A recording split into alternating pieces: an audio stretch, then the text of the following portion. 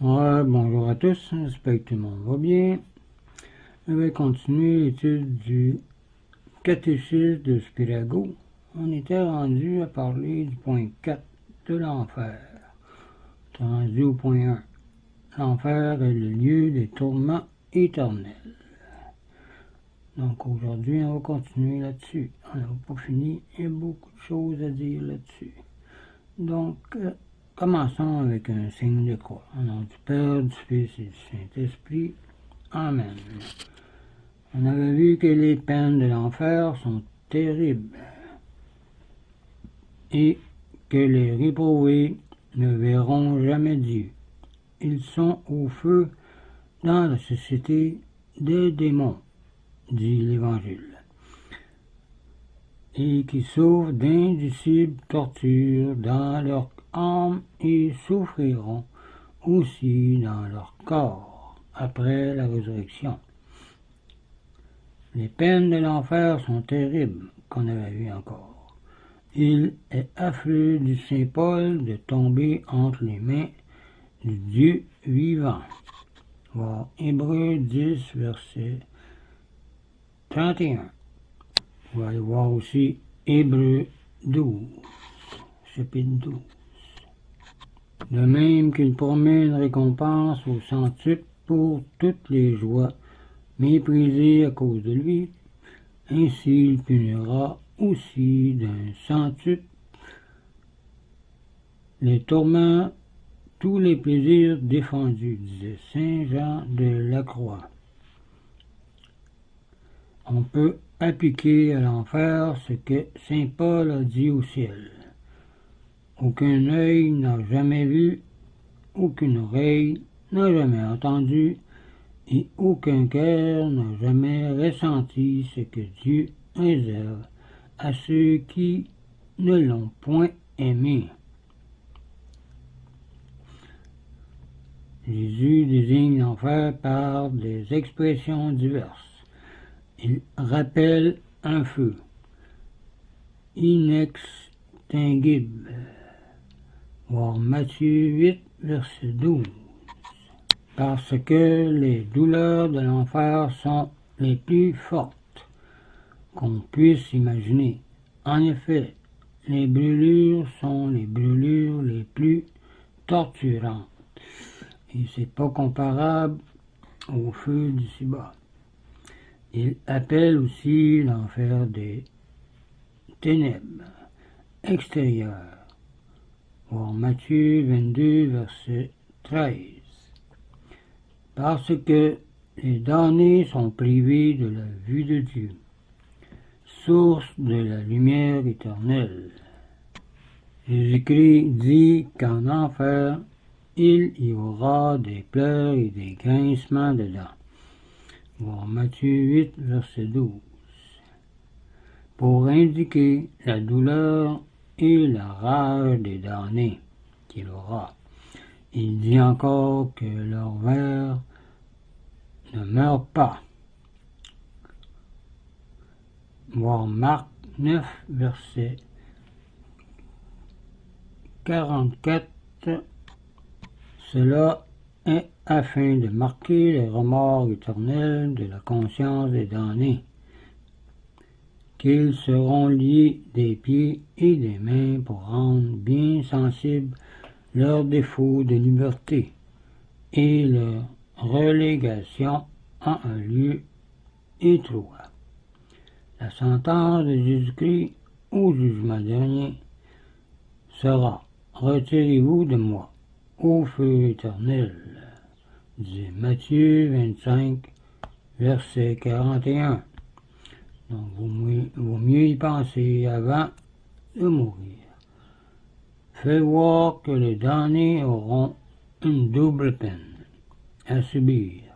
Ils seront privés de la vue de Dieu, c'est-à-dire la peine du damné, et soumis à des tortures inconcevables, comme la peine des sens. Dans Matthieu 25, verset 41, il dit « Ensuite, il dira à ceux qui seront à sa gauche, Retirez-vous de moi, maudit, allez dans le feu éternel qui a été préparé pour le diable et pour ses anges. Et au verset 42, il dit pourquoi? Car j'ai eu faim et vous ne m'avez pas donné à manger. J'ai eu soif et vous ne m'avez pas donné à boire. Et 43, j'étais étranger et vous ne m'avez pas recueilli. J'étais nu et vous ne m'avez pas vêtu. J'étais malade et en prison et vous ne m'avez pas visité. Ils répondront aussi, Seigneur, quand avons-nous, ayant faim, ou ayant soif, ou étranger, ou malade, ou en prison, et ne t'avons-nous pas assisté? Il leur répondra, je vous le dis en vérité, toutes les fois que vous n'avez pas fait ces choses à l'un de ces petits, c'est à moi que vous ne l'avez pas fait.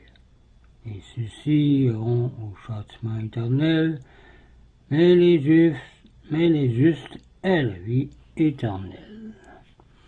Donc c'est un pensez-y bien et aidez votre prochain. Donc la privation de la vie de Dieu est de tous les tourments de l'enfer le plus terrible. Plus le bien perdu est précieux, plus grande est la douleur. Or, les damnés ont perdu un bien d'une valeur infinie. Ils ont perdu Dieu qui a tout fait. Leur douleur doit donc en quelque sorte être infinie, disait saint Alphonse. L'aveugle est malheureux parce qu'il ne voit point les merveilles de la création. Mais combien misérable doit se sentir celui qui est privé de la vision de l'être suprême et de la souverainement beau. C'est ce que disait saint Jean Damascène.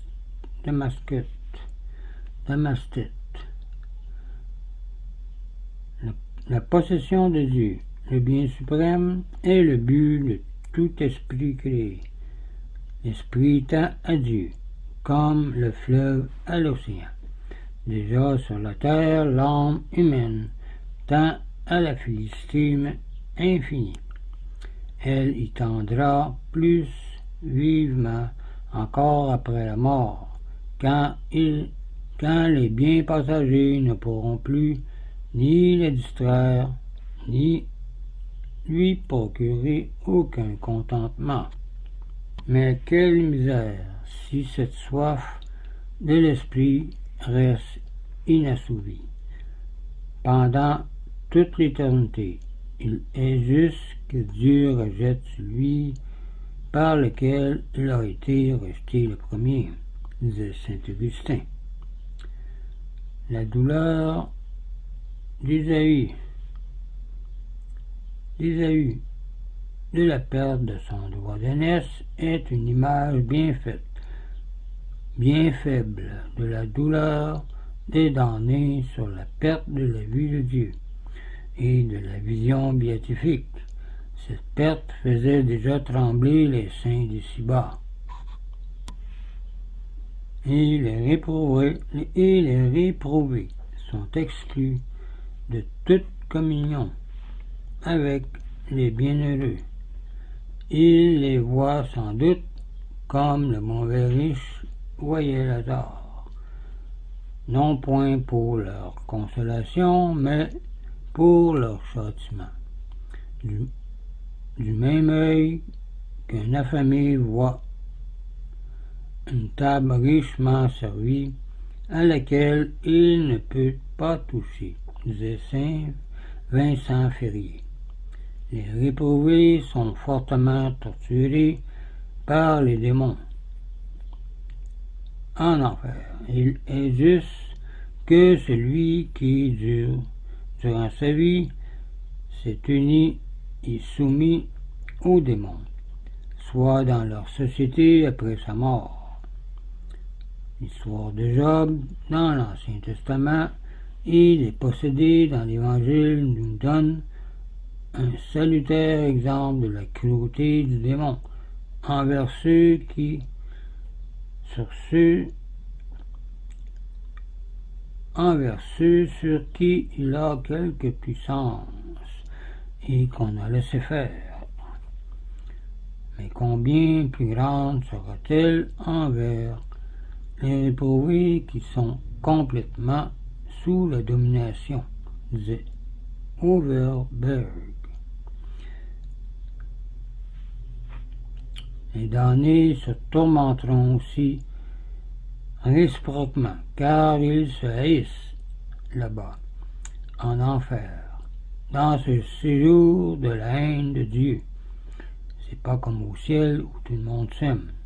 Il ne peut pas y avoir d'amour, disait Marie Latasse. Donc plus il y a de damnés en enfer, plus les gémissements y seront grands. Ne disons donc pas « Oh, je ne serai pas seul en enfer », car cette société des réprouvés ne fera qu'en multiplier les peines, et en plus c'est éternel. Les damnés subiront la peine du feu. Ils y seront plongés comme le poisson dans l'eau, disait saint Alphonse de Liguori. Le feu de l'enfer sera un feu réel. Cela ressort clairement des paroles du Christ dans beaucoup de versets de la Bible. Voir Luc 16, verset 24, et de l'enseignement des pères. Mais selon Benoît XVI, Luc 16 parlerait du purgatoire, du feu du purgatoire, et non celle de l'enfer. Et comme j'ai déjà dit, le pape Benoît XVI parlait de Luc 16 comme du feu du purgatoire, qui purifie avant d'aller au ciel. Déjà sur cette terre, Dieu s'est servi de feu pour punir les crimes des hommes. Par exemple, les habitants de Sodome et de Gomorrhe, voir Genèse 19, verset 24, et 2 Rois 1, verset 14. Si l'esprit a pu être uni à la chair et souffrir par lui, il peut aussi être mis en contact avec le feu pour être châtié par lui, disait Bellarmine. On va arrêter ici pour cette vidéo. On continuera la prochaine fois avec une question.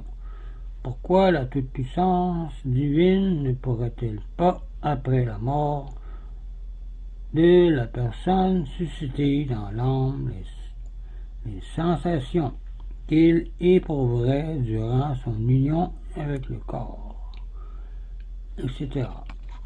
Donc, je vous laisse là-dessus, je vous dis au revoir et une prière.